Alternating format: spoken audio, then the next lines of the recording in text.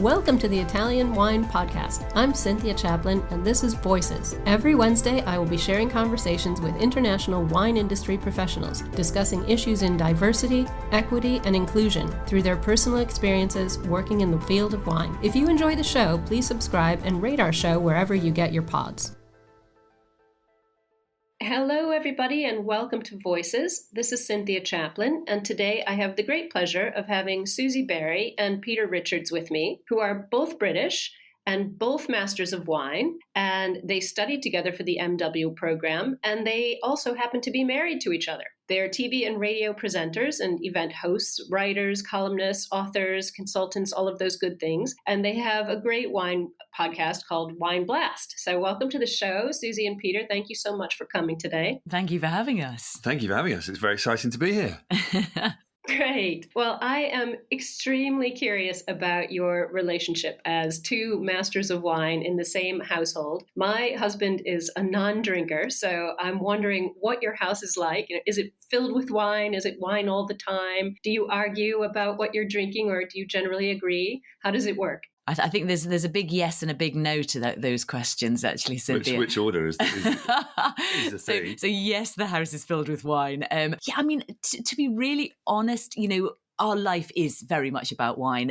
But the great thing about wine is it is a social as well as a working thing for us. So yes, we have a lot of wine everywhere. I think our children despair of us. And there's a lot of wine talk as well. But, we're both interested in it. So that's fine. As for whether we disagree, we disagree about everything. So it would be strange if we then didn't disagree about wine. But no, it's a really good question. And absolutely, I think, for example, when we often match wine and food together, as we did on Saturday Kitchen for a long time, the process worked quite well. We'd line up a whole bunch of wines, we'd cook the dish, and then we'd argue, basically. And the wine which we could agree on most was the one which probably stood the best chance of appealing to as many different people out there as possible. So in a way, the arguing process does work. It's quite constructive. Or discussion. I love it. Discussion. That's the diplomatic way. Yes. Discussion. Sorry. Can I replace the word argument with discussion in everything I just said? Heated discussion. Yeah. No, it's all fun and it's all good. But no, absolutely, we certainly wouldn't want any of your listeners to think that we agree on wine. No, absolutely not. No. I don't think no two people should. But frankly, Cynthia, what we are also interested to learn is if your husband is a proud Brit but also a non-drinker, how does it work in your household? How do you get through the bottles? Getting through the bottles is not the problem. The problem is that there's no one to hide behind. I am shamed all the time by my children who see the amount of wine that is in the house and consumed in the house, and I can't hide because they know. You can't blame anybody else. Yes. That's right. So basically, I indoctrinated all of my children. So they come home specifically because they know they can drink wine for free at Mum's house. No. Great angle. You just need to find the way through it. Don't you? But you're absolutely right. I always blame Susie. If the kids say anything, I just blame Susie. And I think vice versa. It does work quite well. Well, I have managed to drag my husband into vineyards. He's a photographer, so he comes with me and has kind of managed to soak up quite a lot of wine knowledge, even though he's still, one of those people who I say, oh, just smell this fantastic Brunello. And he will say, oh, it smells like wine. But it's a little sad for me when I have a good bottle around. So I do envy your household with the daily ability to talk about wine in a more meaningful way than I get to do. That's why I love my job. I love coming to the office. So now I understand that it was Susie's decision first to go for the Master of Wine, and Peter got pressured into it. Is that true? It's so not true. I think Peter told you that, Cynthia. This Definitely. is absolutely true. This podcast is my cry for help. Anyone out there? Susie pressurizes me. No, it was your It was call. me, though. The truth is, it was me who wanted to do it first. Definitely. Peter tried desperately to put me off. I think he knew from everything he'd heard how tough it was going to be on everybody, including, the whole of our household. So he tried to put me off. I wasn't going to be put off. And to be honest, Cynthia, he spent so much time listening to me talking about it, helping me out with tastings, setting things up for me, that by the time I'd been doing it for a year, he just thought, I might as well do it myself as well and just go in hell for leather and we'll all have a go at it. Yeah. If you can't beat them, join them. Yeah. It was a bit like that. But of course, as soon as I made that decision, I realised the pressure was now on, because Susie then proceeded to cover herself in glory in all the exams and various other things. And I thought, oh no, I've got to try to live up to this somehow. But it did actually, from my perspective, it was enormously helpful. I knew that the experience Susie had gained doing it then helped me hugely in terms of preparation, what to expect. Because I think a lot about the MW is you are thrown in at the deep end and expected to swim. And a lot of people find that very, very challenging. And of course, you learn a lot from that too. But I'm very lucky to I was help so ridiculously naive. I just sort of thought, I really want to have a go at this. And I in my usual way, I didn't really research it properly. And I just sort of dived in, and it was so difficult and so painful. And I don't think I've ever had as hard a year as in my life as that first year of MW. But it was great in the sense that I could let you know what it was all about. You could see what it was all about. And if I'm in all honesty, I wish it had been the other way around and Peter had started it first and I joined on a bit later. But you partly did it because you felt you needed to. Yeah, I think, this is I'm not going to stand on my soapbox and bang the drum for females need help kind of thing. But I felt it was a way, or as certainly as it was as a woman, to be really honest, in wine, it was a way of saying, look, I've got this qualification. Let's forget the fact I actually do know what I'm talking about. And then you can decide if I'm the person you want for this, that, or whatever job. But it was a way of sort of getting over that bit of having to prove myself to a great extent. It's such a good point. Having that, really the pinnacle of wine certification does make everything else fade away. You have to be able to, meet people standing on your merit. They can't deny you. So that's a very interesting point about it. You obviously are great partners in crime because both of you passed all the parts of the exam on the first go, which is incredibly difficult to do and very rare. So something was going well for you. Did you study together? I know you were Susie was a bit ahead and Peter was a bit coming along behind. How did it work out? I mean, in terms of just the amount of time you put in together, or were you better off in separate rooms? Separate rooms, I think, is the fairest answer. No, I was a good 2 years behind Susie. So while I did sort of benefit in a general sense from knowing what to expect, I think we have slightly different ways of going about studying. We definitely have different ways of going about studying, definitely. Yeah, and it's a very personal thing. I think you've got to adopt the system that works for you. But we ran a Master of Wine boot camp helping students for a decade here in Winchester. So once we were MWs. After we'd passed, exactly. Actually, that's how it started. After we passed, some people who on my course said, look, can you just set up some tastings to help us because it's hard to do. So we did do that, and a large part of that was helping people give them an insight into the way we went about it. Not saying this is the way you should, but this is just the way we went about organising and structuring our approach. And we are quite, we as writers, we're quite lucky to have that experience. We can express ourselves well, but we had other challenges. So we did actually come up with a very sort of clear methodology of how to tackle the challenge ahead of us, both in terms of the tasting and the theory, and work around those techniques, which are really, really important. Because obviously doing a blind tasting exam is not something that you do very regularly. So it's a very specific set of skills you've got to learn. But apart from all of that, I think at the same time, part of the reason we did the MW was also you do it because you love wine and you want to find out more about it. I think sometimes we get a bit caught up in the fact that, this suddenly confers a sense of, huge gravitas and authority on you. Yeah, well, maybe, but actually the reason you do it, the rationale is to actually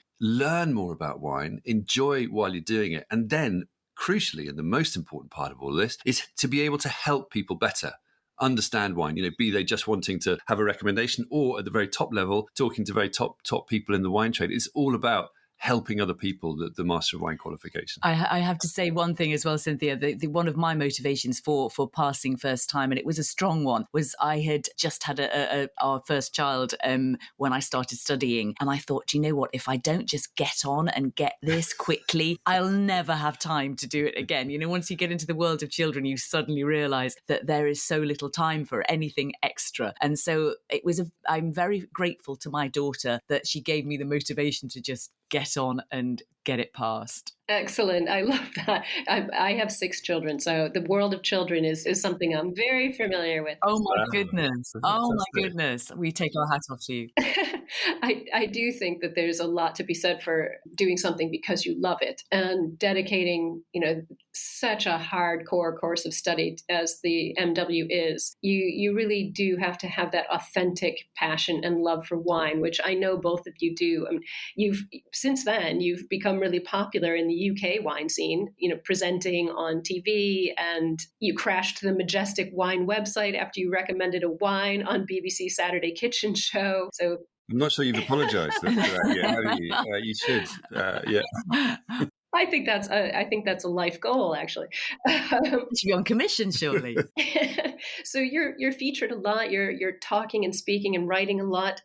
What do you want to give your audience as a takeaway? You have so much to share. What are the things that you are thinking of specifically when you're out there? So do you know, Cynthia, it's exactly what you just said, that we feel about wine, that we love wine. I mean, the only thing we can ever hope or want to do is enthuse people about wine, so they don't feel it's scary. They don't feel it's something they don't really understand and, I know what I like and I just buy that bottle. It's trying to encourage people to just have a go, take a risk, experiment. Just see, the world of wine is so magical, and I think unless you take a few risks along the way in terms of what you're buying, what you're drinking, that world will never really go into full HD colour for you. You've got to be prepared to jump in a bit, and all our job is encouraging people to do that.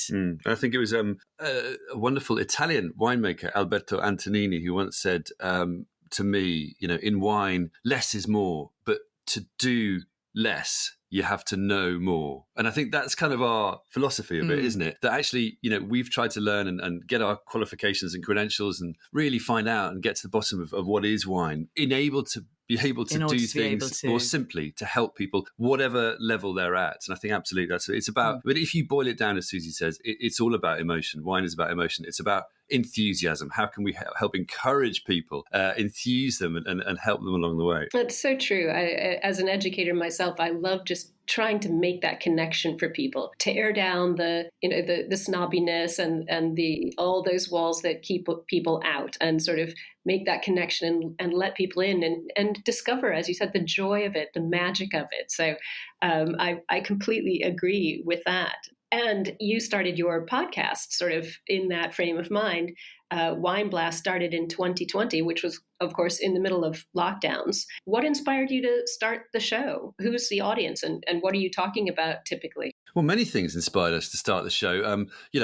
Great. Really, we know that there were other really good wine podcasts out there like you guys. I think we also loved radio a lot, didn't we? And we felt that radio and podcasting is such a good medium for wine. Absolutely. And you can do it in your pajamas while you're drinking. Yeah. Not that I'm doing either of those things today. Who wouldn't love that? Oh, but we don't know, you see, and nobody knows. That's the mystery of it, isn't it? There we go. No, I mean, to be honest with the podcast, although it was launched at the start of lockdown, we had been planning it for quite a while. So it was sort of just fortuitous that we were able to launch it at the beginning of the lockdown because people weren't doing very much. We had more time to put to it and to getting it off the ground and, promoting it. We already had some episodes ready to go. And so, it was sort of lucky timing. And we have genuinely loved every minute of it. We have, but I think it's temporary. We've done radio. We both presented on Radio 4, which is sort of a wonderful British channel here, which does high quality audio, spoken word, and you've done the food programming. We both done stuff on there and other radio stations, and we felt that having been lucky enough to do lots of media from TV to radio and other things, we felt that radio or the spoken word podcast was just a wonderful way to connect with wine. As you know, it's a very intimate medium. You feel very close to the people doing it. We feel close to our audience when we're doing it, and vice versa. Our audience sort of feel like they're with us. So that is wonderful. And obviously, you're using when you're listening, you're really using your imagination, and that's exactly what wine needs. That engagement. TV is a wonderful medium, but you don't engage in the same way. You don't buy in as a listener or a watcher. You're not sort of there in the moment in the same way that you are with a podcast or radio. So we wanted to do this for a long time, and it'd been a long time coming, hadn't it? Picking up on that, there's almost more honesty in just a spoken word. We've worked in TV. There's a lot of stuff has to go on to make it happen that isn't necessarily true, if you know it. It's sort of creating a theatre. Whereas with the spoken word, with podcasts, with radio, you don't need all of that. You just need to be listening to this. It's like reading a book. You create the images yourself, and so nobody has to manufacture that visual. And we love the honesty of that, don't we? We do. And also, just finally, to pick up on your point about the audience, we knew there were podcasts out there which are doing a really good job. We felt that we could sort of hopefully add something a bit new and different for an audience. We felt there was a slight gap in the market. So as both masters of wine and, living in the same household, we felt that there was we could quite easily have a conversation, which was very natural to us. It's what we do all the time about any given topic. And hopefully that would be something that was sort of very informative for people with our very specific angle, and that would help, so hopefully sort of fill a gap in the market, which, and we feel that there's room for more. There's room for more voices in podcasts and wine podcasts, particularly out there. And the more the merrier. We think podcasting is a really collaborative, fun, constructive medium that I think it's got a lot more to give you. Definitely. Well, one of the things I really enjoy about your podcast is how welcoming it is. So, going back to the idea of tearing down the walls that keep people out of wine, I think the two of you together have a very welcoming approach, which I think is great, particularly for new wine drinkers or people, younger wine drinkers, people who might not be that confident asking questions in a face-to-face class can sit and concentrate and listen and tune in and tune out as they like to your podcast, which is useful. Thank you. Yeah, no, thank you. Thank you. It's certainly we love to be welcoming, and for us, it's like having someone sitting at the table with us. Come and sit down, have a bottle of wine with us at the table, have dinner with us, suffer our terrible jokes. Yeah, there's always a quid pro quo, isn't there? Really. Well, you both are an incredible team. You are very welcoming. You've done a lot of other things, not just in media. I remember back in the day in 2014 when you launched Wine Festival Winchester in the south part of England where you both live, and that went for I think 6 or 7 editions. 7 years. Yes, yeah. 7 years, and raised over £16,000 for charity, which, there's nothing more welcoming than that. But what I want to talk to you about today is your more recent project, the Big English Wine Adventure. First of all, I love the name. It's one of those great things that only comes out of England, the Big English Wine Adventure. And you started it in 2016. So tell us about the project, because I love the idea, and I'm sure our listeners would like to hear about it. Okay, well, we'd been sort of tossing up for a while, thinking about doing a TV thing about making wine in England, and we love the English wine scene. We've written a book together about it. It's grown so much. It's really grown. Yeah, so it much. has. It's extraordinary, Cynthia. You're absolutely right. So it's such a vibrant industry right now. And I think that was the thing. We were just really excited about it, and we wanted to find an outlet for that enthusiasm. Yeah, a way that we could kind of get involved and promote it or whatever. And so we decided, look, the TV thing wasn't happening. Why don't we just make some wine with, if a winery will have us, make some wine and sell it all for charity, and at the same time promoting the whole idea of drinking English wine and being local. And so that started in 2016 because we went to Hattingley Valley, who are local to us. They make sparkling wines just down the road from us, and they were very kind and said, "Yep, absolutely, we'll do this with you." And so we picked a few grapes. I can't say that we joined in the whole harvest. No, that's probably a fair way of saying it. We were rubbish, absolutely rubbish. I think they thought, what have we let ourselves in? If any winemakers are listening, don't ever hire us as harvesters, because we're rubbish. So we made, from 2016, we essentially made a Blanc de Blanc, a Chardonnay, a sparkling Chardonnay. We helped with the blending, or we did the blending actually. We chose the blend, if you like, and we helped with the dosage and all that kind of thing. And then and we were, well, you particularly, Peter, said, that's it. We're just doing it once. That's it. And then the next year I said, oh, go on, let's have another go. So we had another go with Hattingley again. I can't believe they had us back. And we made a 2017, which was a blend of Chardonnay Pinot Meunier. We were quite excited about the potential of Meunier at that point. It was just becoming clear that this grape, which obviously for a long time has been slightly disregarded in Champagne as a supposedly sort of second-rate variety, actually in England just is absolutely wonderful. It makes sort of wines of particularly sparkly wines, but have real perfume, but also a lovely acidity, don't they? Anyway, that was why we did that down to, Peter, the terroir in England. What's it giving to Meunier that it's not getting in France or other places? A really good question. It's a really good question. I think we're still working on that one. It does seem to be in certain parts of the country, maybe particularly on chalk,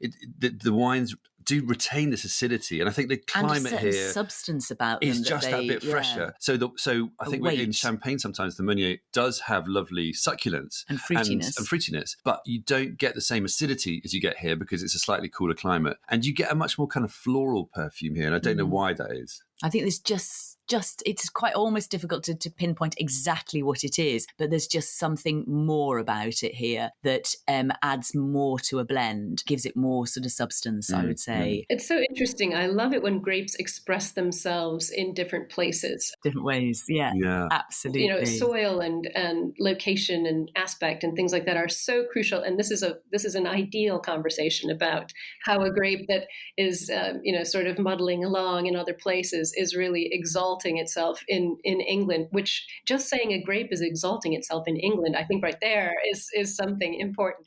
Yeah, absolutely. When would you ever imagine saying that? And Meunier particularly, which, especially when they're grapes which maybe haven't sort of had their moment in the spotlight, and then they suddenly come good somewhere else, and you think, great, this is fantastic, because all of these grapes have great potential, don't they? And equally, I think sometimes we're a bit too quick in the wine commentary division to ascribe certain characters to grapes, to very specific things like soil, like what this winemaker is doing. I think sometimes, and this is where we are in England at the moment, we need time. You need time, experience, people putting heads together to say what really is going on here. But at the moment, we don't know. All we can say is it's a Meunier in English sparkling wine is a really, really, really exciting thing. Of course. And I mean, thank you, climate change. One of the rare times that gets said too. Yeah. So interestingly enough, one grape that doesn't always work, but when climate change is on our side does, is obviously Pinot Noir for the red wines. And so to finish off our little English wine adventure, we absolutely said no more after our 2 sparkling wines. And then 2018 came along, and it was this glorious year in England, one of the best we've had, so much sunshine, just beautiful. And we sort of thought, we cannot let this one go by without attempting to make a red wine. And so we went off to some guys in Essex, which is one of the driest, most consistent warm climates in the UK. And they very kindly said, okay, we will do some red wine with you. And that was Danbury Ridge. Obviously, they hadn't talked to your previous producers. No. We made sure that they didn't. We got in there first. So that was brilliant, and they were very collaborative. So that was Danbury Ridge, Leah Mijakowski as the winemaker there, and we made just a small amount with them. But again, they let us have some of their best wines in the barrels, and we blended all of that and came up with our own blend. So by that point, we had 3 wines, and that was really our big English wine adventure. And we launched them in November last year. The red, we sold the 2 sparkling and the red as a 3-pack, and they've all gone, but we have still got some of the sparkling. So if anybody wants to buy all for charity sparkling wines, then they can get them at the Hattingley Valley website, hattingleyvalley.com. My father-in-law's 90th birthday is coming up, so I might be jumping on that website later on today. Fabulous. Well, we appreciate that. You've left out one of the things that I thought was so fun and, again, engaging and inclusive about the big English wine adventure. It could have just been all about you and your 3 wines, but you held competitions to name the wine and choose the charity that the proceeds would go to. So tell us how that turned out. Well, we definitely have, you put your finger on it, Cynthia. We wanted to find a way to make this not just about us, to make it as inclusive and fun, most importantly, as possible. So when we were starting off, we obviously were starting to make the wine. We knew we were going to have a bit of time before we released them. So we thought how to get people involved right from the start. And we said, we know what we'll do. We'll run a competition to find a name and a charity to support, because we had ideas about that. But actually, we wanted to find out what other people cared about and wanted to help. So the name competition was a bit of fun, really, and we did get some properly silly names, which I'm glad, because we encouraged that. We said to people, look, just send us in anything, make us laugh if you need to, and they did. So we ended up with the name Hope and Glory for the sparkling wines, which was absolutely lovely. But we did get some funny suggestions along the way, and I've actually just got a few for you here. So some suggestions: Alfred the Grape. We live in Alfred the Great territory here in Winchester, so that was quite a fun one. Double Bubble. Fizz McBoaty Fizz, that's a long story. Bubblicious. Premier Sue was quite a good one instead of Premier Cru for Susie. Another one on Susie's name was Suze Bois, which I thought was quite nice. That's a lot of thought gone into there. A more topical one was Covin Oh 20, my. which is quite nice. Sort of reset there. Another one was Susie and Peter's Finest Fizz. And then the last one was a more serious one, but we thought quite a nice one was Master Wined, which was close to ending it, but we didn't end up. We ended up with Hope and Glory, which was we felt captured the kind of spirit of the project really, really well. Well, I think Hope and Glory is genius and undoubtedly will be served at every prize day at every school across the country when they always play Hope and Glory. So the charity where the money's going to, how did that get chosen and which one is it? Okay, so that was chosen by public vote. We got a lot of votes for such a massive range of charities, but we wanted something that was sort of topical and was genuinely doing a great job right now. And we went for the Marine Conservation Society because, as I'm sure many people listening will know, our oceans need looking after. They're over 70% of the planet is our ocean. They provide over half of our oxygen, and at the moment they're not necessarily being allowed to be as clean as they could be. Lots of plastic gets dumped in the ocean. The beaches end up again really, really polluted. And so the Marine Conservation Society do an amazing job looking after our seagrass beds and helping clean beaches. And we just felt that for us was right now a fabulous charity to be supporting. And also I think they make the point that blue carbon is so important. So they're not just protecting our seas and oceans, they're also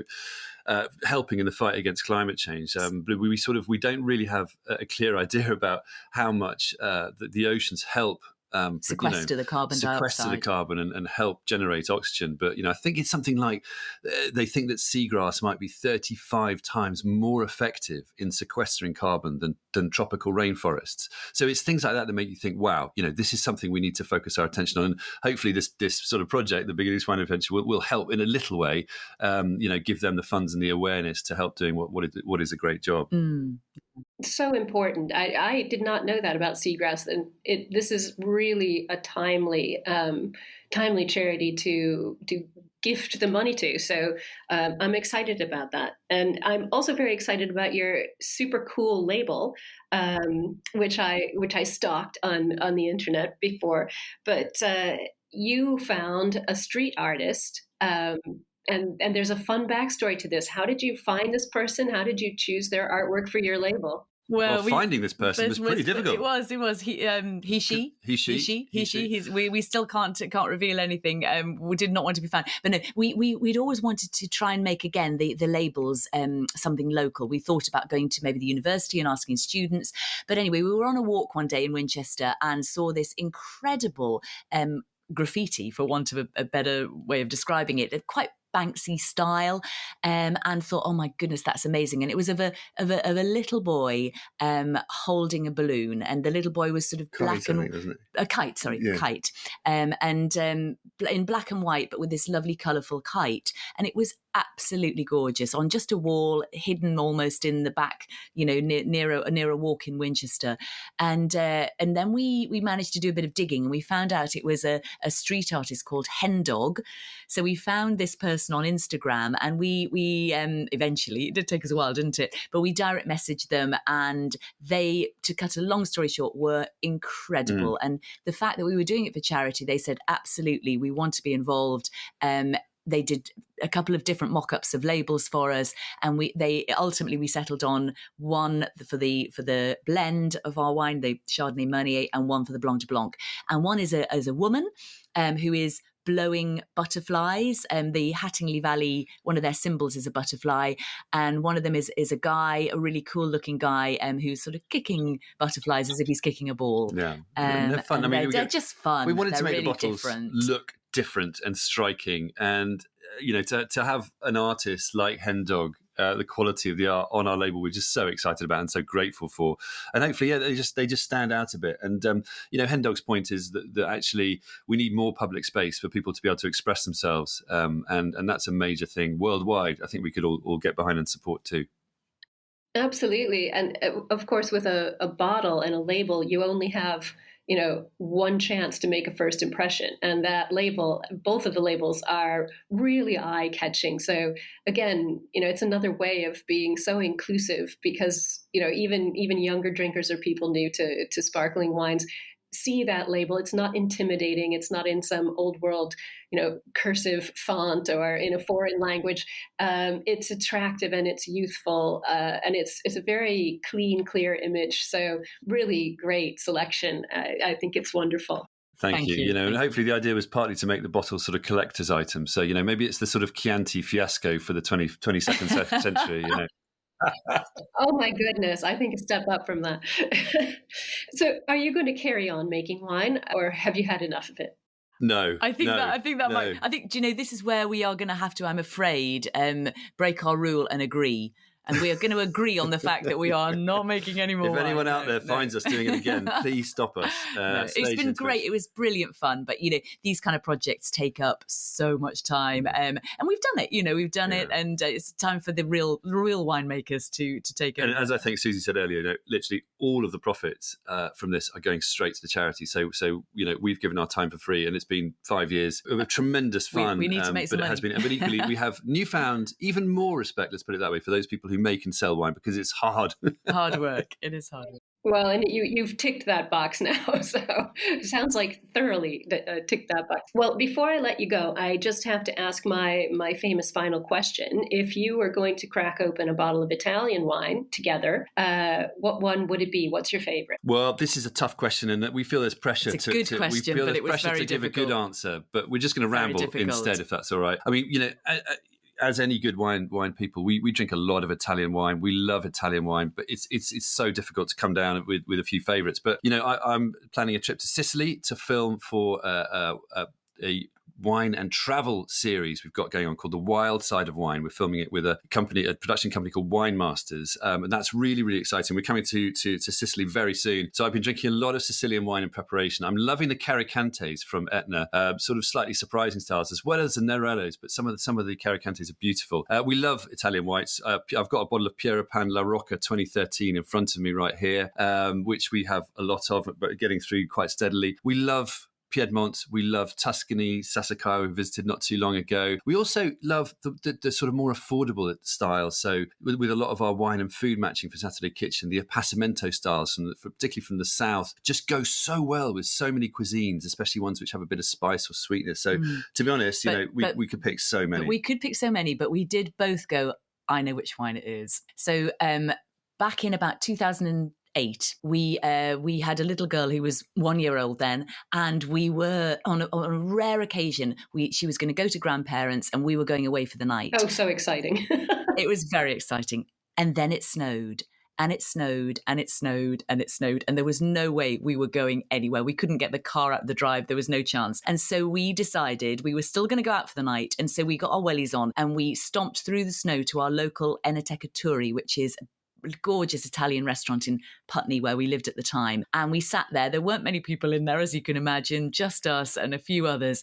And we ordered a bottle of Barbaresco. And it was, I've got the bottle, one of the bottles here, 1995 Brick Ronchi Barbaresco, Rocca Albino. And we loved it so much. And I think it was about, we believe strongly that enjoying wine is about who you're with and where you are and your mood. And it was the fact it was just so special to be there on this snowy night that it was a very expensive meal because we went out and bought a whole case of this wine afterwards. Well, that's the thing that wine does. It's the moment. I always encourage my students to, when they take their tasting notes, to write down also where they were and who they were with and what they were doing when they tasted that wine, even if it's just a $2 bottle of Blanc somewhere. It's the moment. It's that creating that moment. I look back at my own notes and the moment comes straight back to me if I've put that down. So I can picture you there in your lovely local Enoteca having your Barbaresco, which is a great choice. I love Barbaresco. And probably you could have imagined yourself being in Piemonte with that snow around you. It was, yeah. In fact, we were sitting there in our wellies. As the snow slightly melted and got soggy feet, but it was all fun.